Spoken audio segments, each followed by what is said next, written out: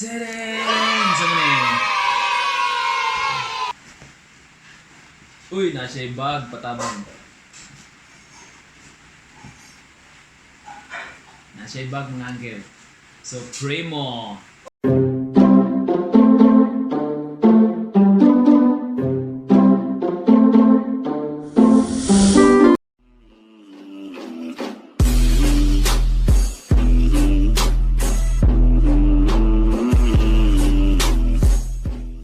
Sa imong likod.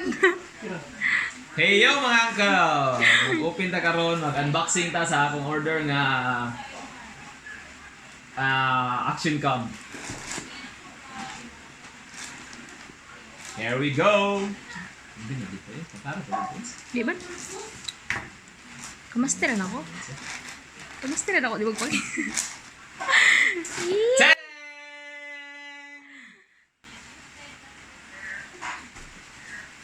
Ay, ito naman kay Gunting, Cheren.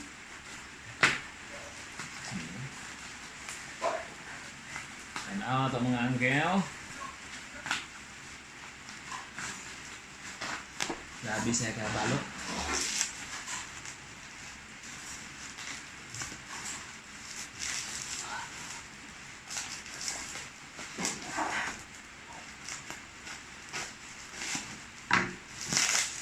Tadang! Saan na eh? Uy, nasa bag, patabang.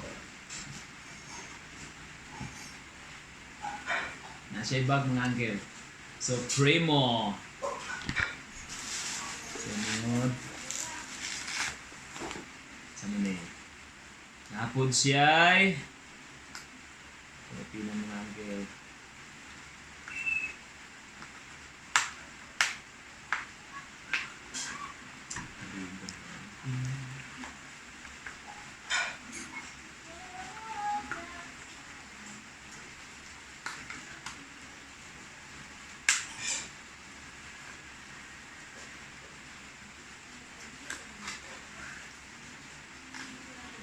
Napod siya ay tripod.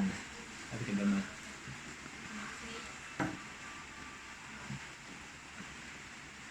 Sige.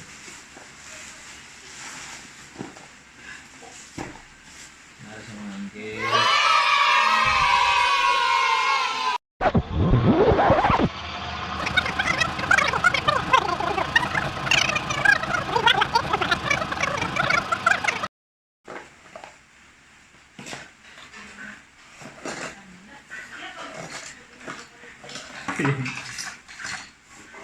Nara yung mga sit-ups.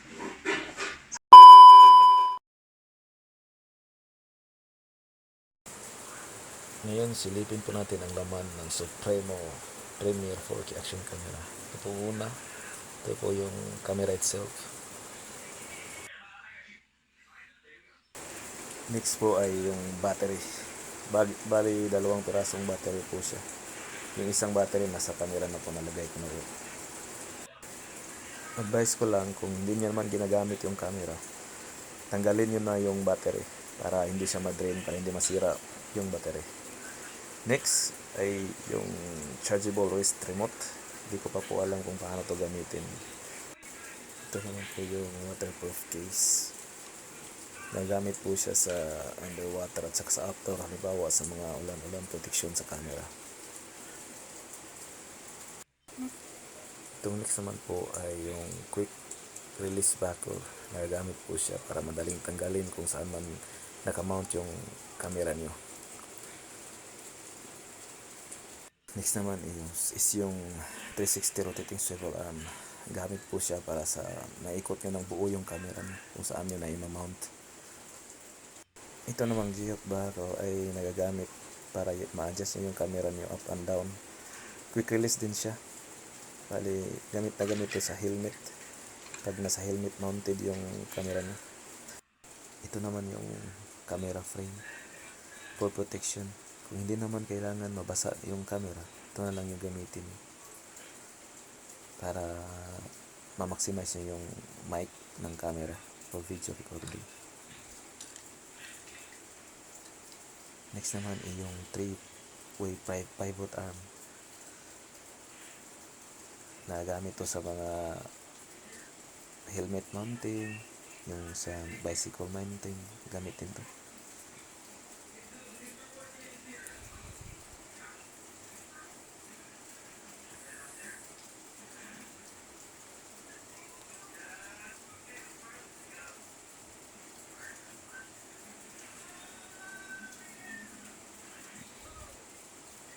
Yung next naman, ito yung flat mount. May kuha na rin siya, may 3M adhesive na siya nakalagay. Ito naman yung curve mount. Ito yung curve mount na gamit kadalasan sa mga helmets. Kasi pabilog yung helmet. Ito naman yung handlebar. Gamit na gamit to sa mga motorcycles or sa mga bicycles pag doon yun minamount yung camera nyo. Ito yung extra thumb screw.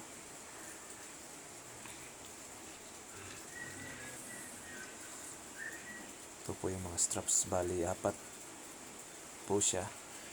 2 yung malalaking straps at saka yung 2 yung maliit.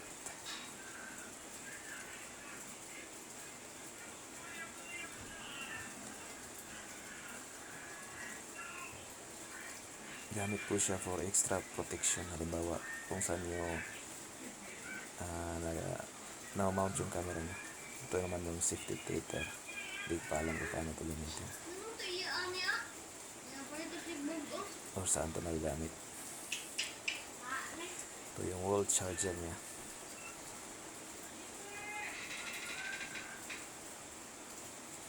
Tsaka USB cable. Hindi ko lang alam kung pwede ba ito gamitin yung USB cable niya sa PC. Dahil sa PC. Hindi ko pa alam. Alam ko for charging lang siya. Ito naman yung mga stickers.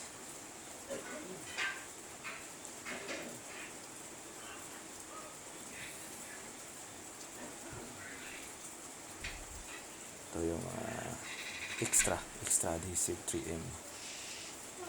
2.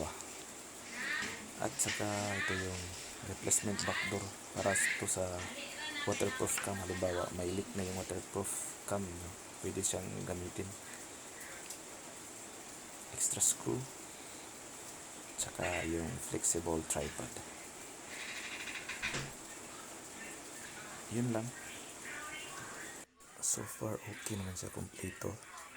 Bali sa next video papakita ko kung paano siya gamitin at yung camera reviews na rin. Salamat, see you next time.